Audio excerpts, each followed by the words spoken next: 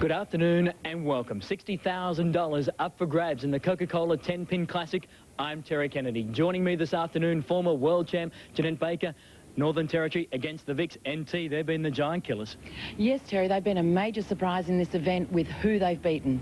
Well, the Victorians will be hard to beat. They'll be led off by Len Hogg. They call him the Iceman. Current average 191. Second up, Cara Honeychurch, a victorious member of the team here last season. Current average 200. And third up, Mr. Magic, John Sullivan, a game high, the perfect game, 300. Representing Northern Territory, starting with the giant guns, Angelo Maglieri, their captain, 22 years of age, 13 years of experience. Followed by Adeline Carnegie, 32 years of age, but has a high score of 250. Followed by Michael Hoey, 24 years of age, but he's had a high score of 290.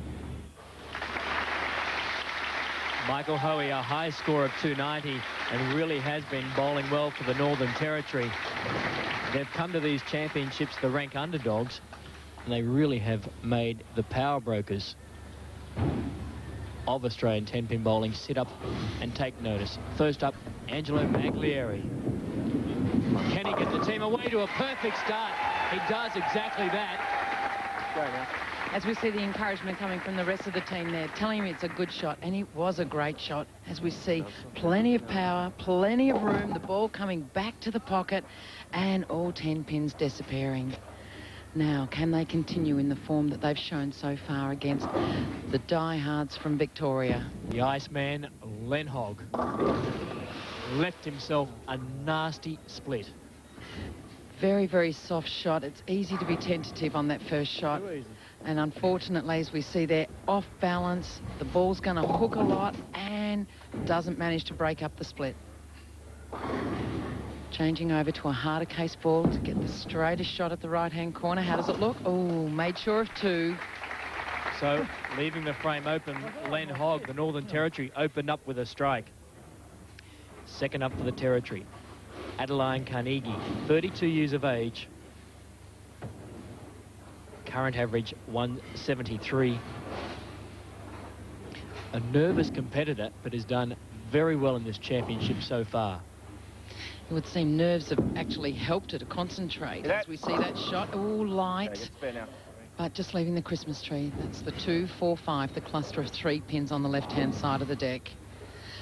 She's been a surprise package in that she's absolutely petrified of this tournament, and yet she's come out and just attacked at all odds and gone for her shots and has supported the men very, very well with her spare shooting, the occasional strike, and giving them a base to work on. Adeline Carnegie trying to tidy up the spare and the frame. She leaves it open to a nasty blow there for the Northern Territory. Well, this will now give Victoria an opportunity to come back and cover up. They know that there's an open there. Cara Honeychurch wiping the excess oil off the ball. Only 21 years of age. From Melbourne. Current average 200, Cara Honeychurch. Won this championship last year with the Victorian team. Yes! Off the line. Honeychurch comes up with a big strike. Great shot by Cara that time. Just what they needed to get started. Nice and solid at the line. Good swing. Giving the ball enough room and solid strike. So now Michael Hoey faced with the opportunity. Bring NT back into it. Sets himself up. Swing, lift, plenty of room. Will it come back? Oh, not quite. Stays wide of the headpin on the right-hand side. Get the feeling they're both trying to feel their way into this round 3 encounter at the moment, both these teams. Well, now we get down to the decision of monies, dollars and cents, preparing to go to the next round. And NT have I don't know whether they've surprised themselves, but they've surprised us with their form to date. They haven't been frightened of who they've played. Perhaps psychologically that's been their advantage. Oh, and another chop. Back on it. Well, the Northern Territory, after that dream start with a strike, have left their last 2 frames open. And there we see. Looks good, but the ball just stays wide and leaves that one solitary pin on the deck. And now the master, of the Victorian team, John Sullivan, takes plenty of time to set himself up. 46 years of age. John Sullivan, they call him Mr. Magic. Lets it go. He left it way out right. Showtime. No, leaving that washout split. Too safe to the right-hand side. He's put a bit of pressure on himself. Well, he sure has. By his actions, he's indicating he felt like he overturned the ball and therefore it got it to skid, as opposed to concentrating the fingers coming up through the ball rather than going around the perimeter of it. So he's just taking his time, checking what angle he'll use on this spare. Is it? Oh, we got the angle, but just a fraction too much. So we've seen a touch of nerves here from both teams, Northern Territory and the Vics. Northern Territory lead by 2.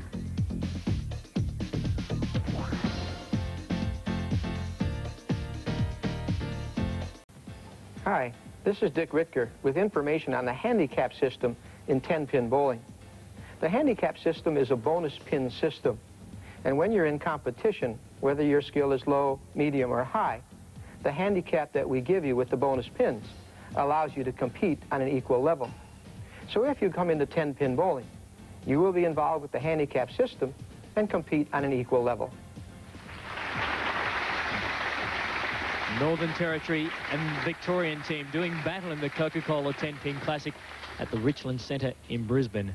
Angelo Maglieri, the captain for the Northern Territory team, he opened up this third round encounter with a strike. He would dearly love another to get his team out in front. Big, strong bowler, started it right. He's telling the ball to sit. He knew he gave it enough room, but he was wondering whether it would actually straighten out a little bit in front of the pocket. Plenty of room as we see the ball heading out towards the gutter, but the result is a 7 count. The row of 3 in the right-hand corner. Very gettable spare. Exactly. I notice he's not changing his equipment. He's continuing to use the polished-up ball to go for this spare. And yes, he covers it. That'll be a good nerve settler for the Northern Territory. We've got our spare. He breathed a big sigh of relief. So Northern Territory closed that frame. And it's up to Len Hodd for Victoria to respond. The captain of this side changed his equipment. Obviously not comfortable with what he was using. It ball goes long. Yes, and there's the one. There's the opener. The Iceman strikes for the Victorian side. Good choice of equipment that time. And then he got the softer shot on the first ball, but now he's changed equipment, something a little bit more polished, skids a little bit longer, and sits nicely for that strike. Adeline Carnegie, the Northern Territory team, up to the line. Will it hold? She wants it. Yes! She likes it, and why not? Come on now, make a double. Adeline Carnegie strikes for the Northern Territory. Nice score, mate. As we see there, good reaction. The ball just sits fairly even down the lane, and look at that little 4-pin gets tucked underneath. Pretty sight for Adeline. Absolutely. It's such a deep, heavy sigh when you see that last pin go down. Well, Cara Honeychurch, she opened up with a strike for the Victorian side. Be looking for her second. One here will put the Vics in front. So. Oh, it's crossing. It's gone light. And she Flash! gets the strike regardless of the cross. And she'll take it. They're the strikes that give the biggest smile on the face. You haven't played a good shot inside, hasn't given it enough room out to the left-hand side. Just light splash, and away they go. Can't believe it. As we said, they don't draw diagrams. No way. So Michael Hoey trying to respond for the Northern Territory team. Get over. Ooh, Just left the 1 pin. the 4-pin that time. Good enough shot, but perhaps just hooking a little bit too much at the end. The result is the solitary 4-pin on the left-hand side of the lane. With these high-tech balls, they've got to be so careful, because when it gets down the back end, if the back area of the lane where the pins are is dry, they can just really do left-hand corners. As we see, good cover. close frame for the Northern Territory. They seem to be settling into the match now. 3 closed frames, but Victoria are starting to assert themselves now, sitting on a double. The newcomers to Australian 10-pin bowling, Northern Territory, by comparison to the other states in Australia. And the Victorian team would not like being knocked off by the Northern Territory team, so the Vics have been trying awfully hard as defending champions here. John Sullivan trying to keep that record intact. All right, on 2. 2 are still left. It's gone light, looking for a better mix. And as we see there, using a rhino piece of it, just skids a little bit, gets the tap off that pin, so goes between them, which goes to show how wide the margin is between the 2 pins, that a pin can fall between and still leave the 2 of them up. Gets the ball out, and there's a cover. Good spare. He's pleased with himself. Kept the frame closed. As we say, plenty of loft on that shot. It's turning. He's not too sure. With the Victorian team now, courtesy of John Sullivan, they lead by 6.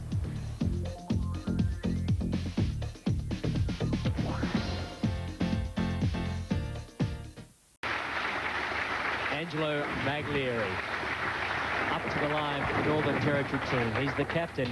He's led this team well. He's only 22 years of age, lives in Darwin.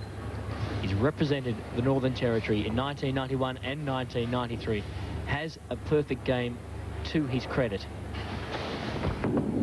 He sent it out wide to the channels, coming back. Yes! Big strike there. Angelo Maglieri, he's second of this game, so the skipper leading from the front. Great strong shot, to trust it, to send it all the way out to the right-hand side and know it's coming back. A slight flex of the muscles of the wrist and yes, that's a strike. Using all of that lane as well. Absolutely, and I mean, that takes a lot of trust to send it out that wide. As we see Lenny Hogg, it's a more simplistic style, straight down. Will it hold? It's gone high, breaks up the split. Good lane. So Len Hogg, we should mention, not totally happy with that lane by the sound of it. They do swap over. Well, this is true. The characteristics of the lane are basically the same. You can oil a lane the same way, but sometimes there may just be a fraction of difference between a left-hand lane and a right-hand lane. For Len, that left-hand lane's hooking a little bit more, but he covers the spare, keeps it clean. And now, 3 pins of difference, but Northern Territory on a strike. Adeline got one last time she was up.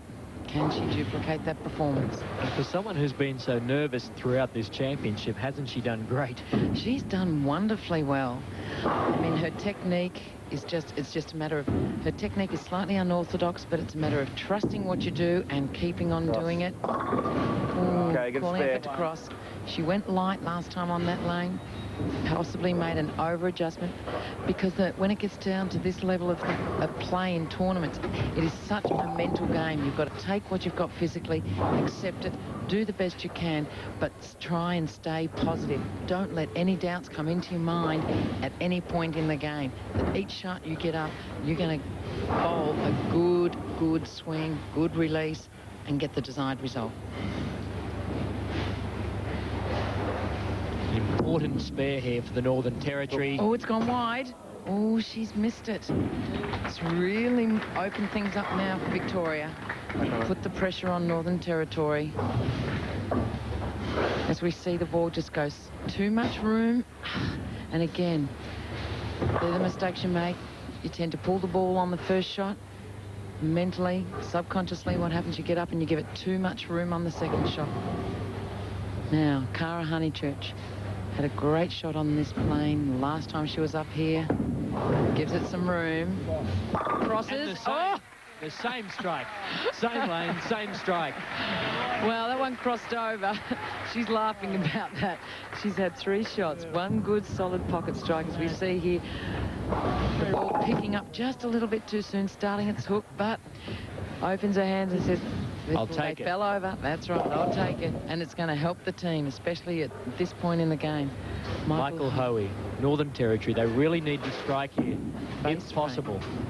It's crossed. Oh, not as much luck as what Cara had, leaving the solitary 6-pin. But they have to stay clean. He has to pick this up, see what Victoria does. As we see that time, the 3-pin going into the gutter, not coming back and giving him the kickback. Changing over to the pink hammer, the straighter ball for the spare, and he's got it. It was awfully close. That's trusting the harder case ball. Put an extra lacquer of paint on. Well, this is it. Why the players tend to change equipment going for their spares is they don't really want to change the feel of the shot, but they use the harder case equipment. That is, the outside core of the ball is much, much harder, so the ball will go straighter. John Sullivan, the Victorian team, Mr. Magic. All right. Can't produce the magic there. To send the 2 right-hand pins tumbling. Very tentative type of shot, as we see there. Follow through not quite high, thumb a little bit too low, and therefore leaving the 2 pins in the corner. He must stay clean to keep Victoria in front. A winner of 2 Australian Open Championships. Takes the spare. Covers the spare nicely. And now we see from corner to corner, left-hand side of the lane to the right-hand side of the lane. He's right. He's not too sure, but yes, gets the spare. So with just 1 frame remaining in this contest, it's Victoria. They lead by 15. The winning team in the Coca-Cola 10-Pin Bowling Classic will receive a check for $15,000, plus entry into the $1 million High Roller Tournament in Las Vegas, staying at the Gold Coast Hotel and Casino, flying Qantas, courtesy of the Australian 10-Pin Bowling Congress. We're into the 10th frame of this all-important contest between the Northern Territory and the Victorian team. The Victorian team are the defending champions of the Coca-Cola 10-Pin Classic at the Richlands Centre here in Brisbane. Angelo Maglieri, he's the #1 bowler, and he needs a strike to keep the Northern Territory's hopes alive in this 10th frame. He sent it out wide, come back, yes! Came up with it. So, the skipper does the job for NT, but he's got to keep going there. What a shot to play under pressure when he gives the ball so much room to trust it all the way back. But that shot was solid. It was a great shot under pressure. Now, 1 more. If he gets 1 more, he can put the pressure back on the Victorians in the 10th frame. He really has been a pillar of strength, the Northern Territory outfit, Angelo Maglieri. Can he come up with an all-important strike? Yes! Good, yes he can.